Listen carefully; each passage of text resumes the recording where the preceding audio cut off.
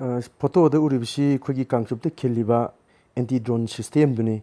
अखोई Indian army की अखोई एयरफोर्स की टीम कुन्ना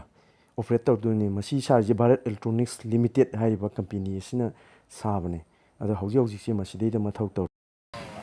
करी कमाइन डिस्ट्रॉय तौनी अदु मदि ब्रीफ ति तौदेबा अदु मोय एरियल लेरिंग आंसर ड्रोन से डिस्ट्रॉय तौबी कैपेसिटी से यावे अदु अदुगी प्राइस जो मोय 122 करोड़ ने इंडिया दा ते थक लइए अमन असि लेरमने अदु मोय आर्मी दि पूरा ऑपरेट तो अराउंड 20 प्लस क्रू चंगेबा हुजी के ऑपरेशन तौबुजे अदु मोय की तोंगाना किचन के गा लोइना पुरेबा एयर का कनो मिक्स अप तौद पूरा आइसोलेट लइए मोयसे अदु हुजी की रेंज से दा हेदि एनी ड्रोन इंटरसेप्ट तौबुसी दा सो मोय अखोई की हाई क्वालिटी दा सुदम येंग याय मोय की कैप्चरिंग कनो से एनी करम टाइप के ड्रोन होगा नो फोटोग्राफी से ले के खिल्ली बसे मोय से जनरेटर 24/7 थार का ऑपरेट तौ थमे हनगी इरांग तुम दे तो आई ममान सुरन भी तौरने मत तौरन दी तौनी दी हाई बे बार आई राम जो तो मोय से तो ऑपरेट तौनी दा एरिया से एनी साइड की ड्रोन और इफ एन ओवर दी ड्रोन से सेफ होइदे हरगदि मोय दा काथंगाई की प्रोसीजर दा तो फॉलो तौबनी ड्रोन से मोय करम ड्रोन येगा ड्रोन से येगा सुनना तो पाइजे नॉन पाइजे एवरी ड्रोन मक्ति मोय काथंगी लेते अदो हजिकी पोसे ड्रोन जी एंटी ड्रोन ओइदोरा नत्रगा सुमनेगी एंटी ड्रोन हुजे की यार से रेडार नेबा जेमर तो नथि जेमर से कमाई तौगा अखोई की सिग्नल जेम तौगा हुजे की ड्रोन गा अखोई की रिमोट का फाउंड सिग्नल जीपीएस से इंटरसेप्ट तौगा हुजे की ड्रोन से मखा तार का देनेबा अद हुजे की प्रोविजन से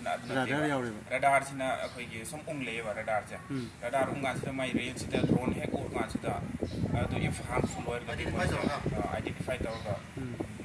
एक्शन तौगनी या एवरी ड्रोन का थनी से लेती यस यस अदुगा हजिकी कनोसी ऑपरेसी इंडियन आर्मी ना तवे ऑपरेशन इंडियन आर्मी की आर्मी एयर डिफेंस का एएडी के मेजर मना कमांड तौने वसी से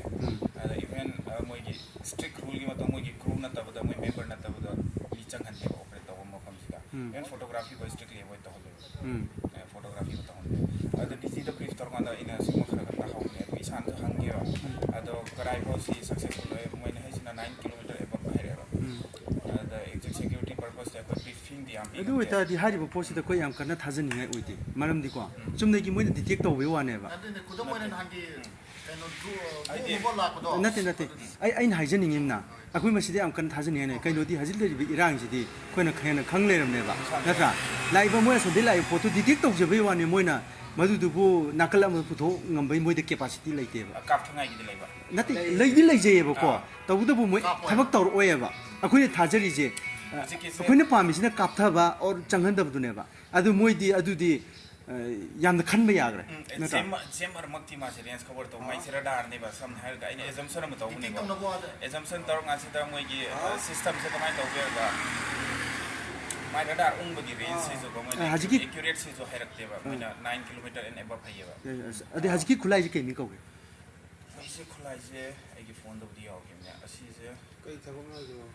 एंटी ड्रोन अमा हेबने कोई मोय सिस्टम से युम यो रिसर्च तौवे दा अदा मोय से एंटी ड्रोन अदु मयामदी ड्रोन